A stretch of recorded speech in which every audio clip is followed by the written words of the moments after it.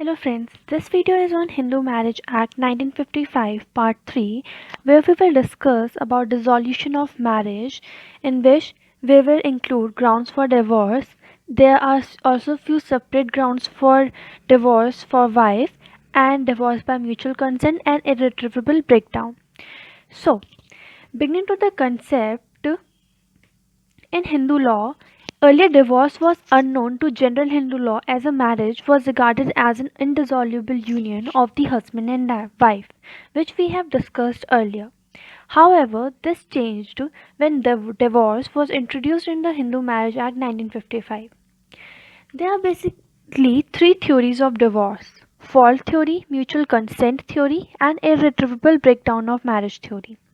Under the fault theory or the offences theory or the guilt theory, marriage can be dissolved only when either party to the marriage has committed a matrimonial offences. It is necessary to have a guilty and an innocent party, and the only innocent party can seek the remedy of divorce. However, the most striking feature and the drawback is that if both parties have been at fault, there is no remedy available.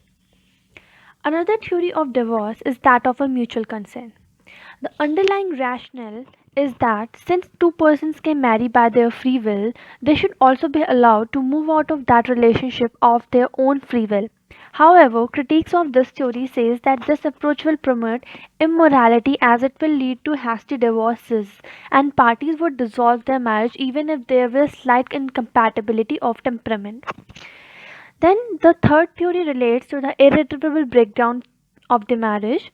The breakdown of marriage is defined as such failure in the matrimonial relationship of such circumstances adverse to that relationship that no reasonable probability remains for the spouses again living together as husband and wife. Such marriage should be dissolved with the maximum fairness and minimum bitterness, distress and humiliation.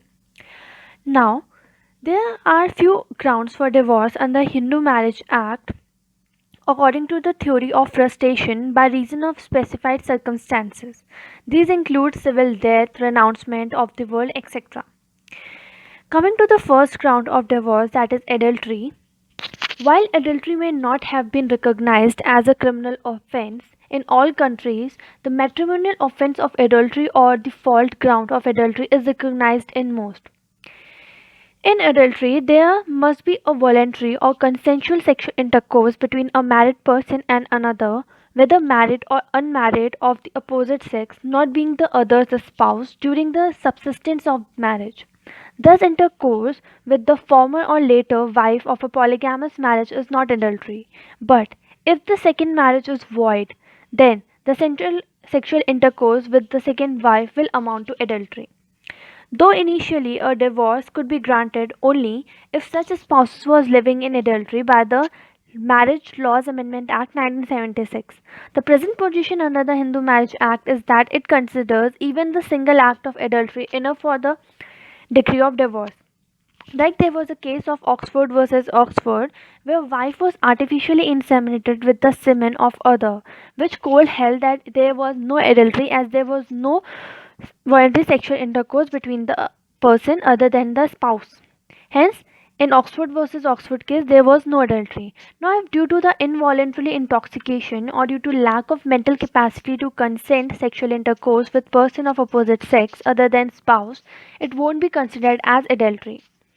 Now, when we come to the evidences in adultery, there is no direct evidences is required due to difficulty of adducing it. Hence, there is always a burden of proof of evidence on the petitioner. So, there can be a circumstantial evidences leading to irresistible inferences of commission of adultery is sufficient. This was held in Hitesh Ari vs. State of Maharashtra case 2018, Bombay High Court, where objectionable communication between wife and a stranger, which court held to be an immoral act but not adultery.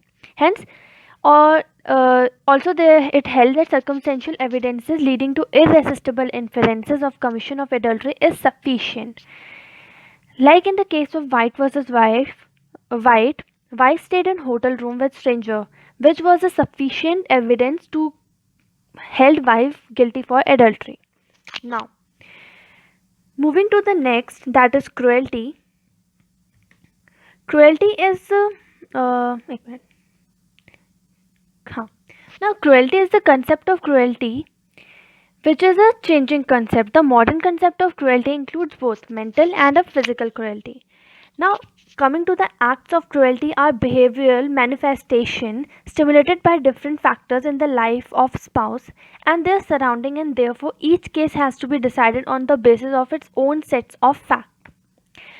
Now, before 1976 amendment of Hindu Marriage Act, there was only a cruelty was only a ground for judicial separation, which afterwards merged with the grounds of divorce, and cruelty became the ground for divorce as well. Now, there is no precise definition for cruelty; it depends on the facts and circumstances of each case. Like in the case of Dastane versus Dastane, due to mental incompatibility, wife subjected husband to humiliation and misery. Court observed that the question of cruelty not to be decided by some objective standards of a reasonable man, but by some subjective effects on the aggrieved spouse. Coming to the physical cruelty, act of physical cruelty includes injury to body, limb, or health. Not necessary to prove actual harm, apprehension of the same is just enough. Like in the case of Nichavan versus Nichavan, wife alleged that their marriage was abnormal as no satisfactory marital intercourse could be performed by the husband, which court held even unintended acts may constitute cruelty. Now, coming to mental cruelty, it is an important aspect of modern Hindu law, like in the case of Kalpana versus Surendra, 1985 case. False accusation of adultery and charges of immorality is worse than physical cruelty. So, in the case, wife was alleged falsely for and accused falsely for adultery. So, court held that these false accusations can put a mental cruelty on the wife. Refusal to have children amount to cruelty, like in the case of Sushil Verma versus Usha. Wife terminated her pregnancy without taking husband's consent. It also amounted to cruelty. Or there's also a case like of Kapoor versus Sudhir Kapoor 2009 case where appellant wife only interested in her career and had even terminated her pregnancy without the consent and knowledge of husband. She also avoided staying with her husband where court held that menstruation is not essential for cruelty and the concept of legal cruelty according to evaluation of social concept and standards of living. Continuous cessation of marital intercourse or total indifference of wife towards marital duties is also constituted as cruelty.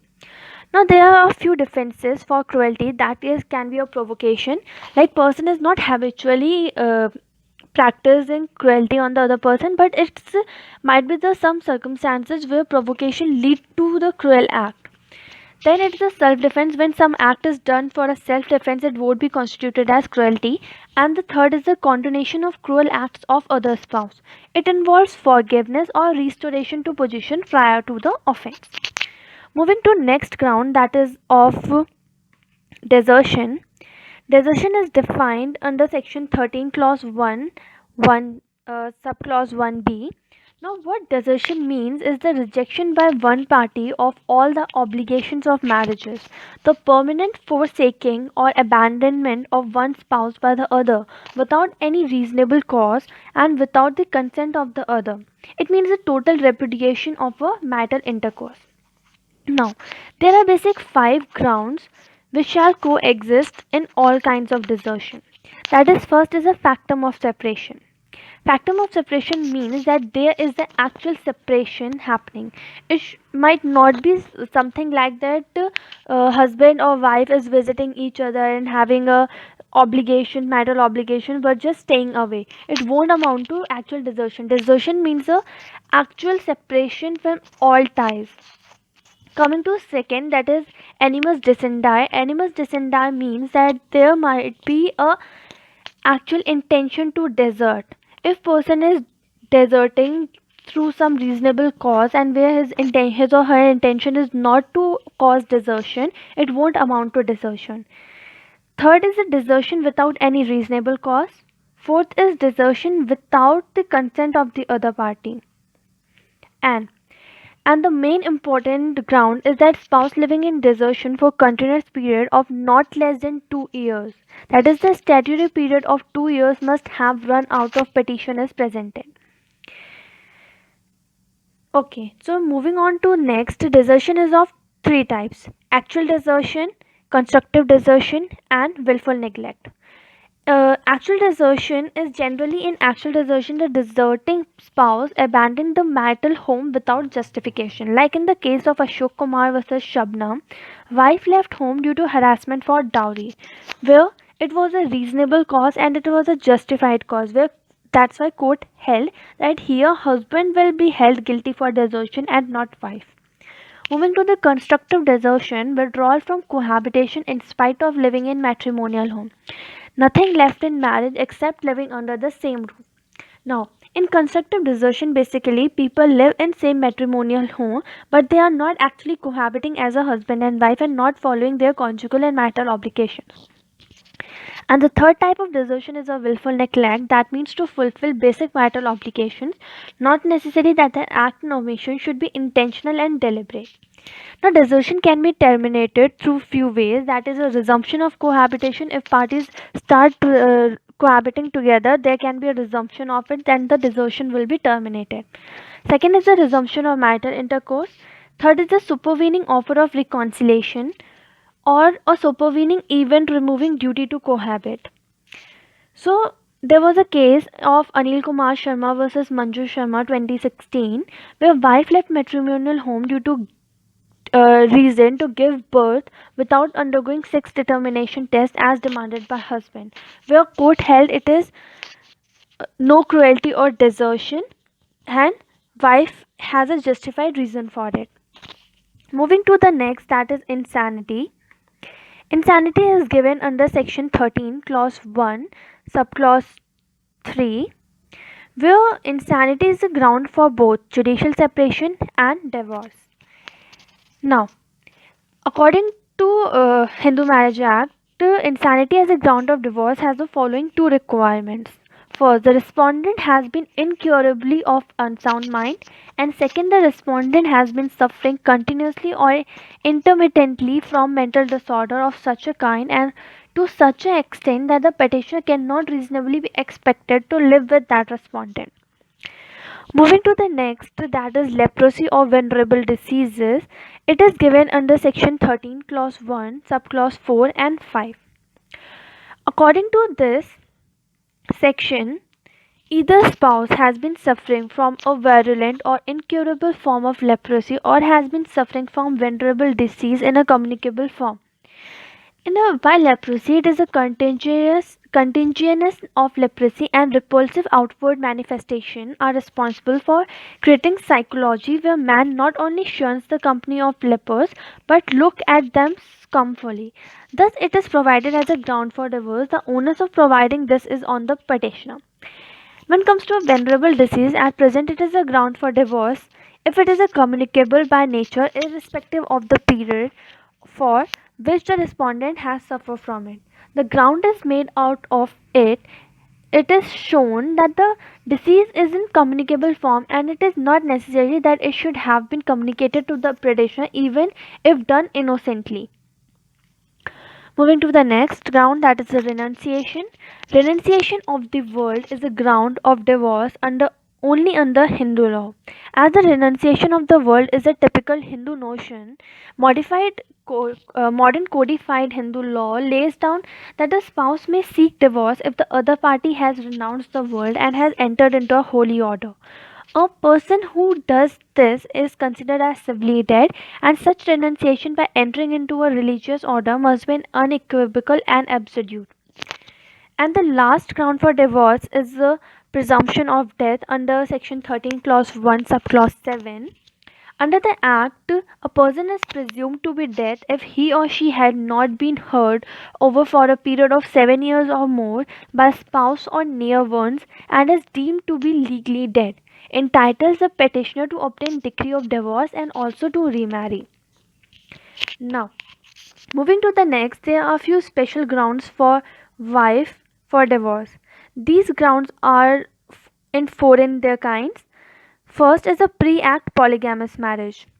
In the case of any marriage solemnized before and after the commencement of this act, that the husband had married again Before such commencement of that, any other wife of the husband married before such commencement was alive at that time of the solemnization of marriage of the petitioner, provided that either case the other wife is alive at the time of the presentation of the petition.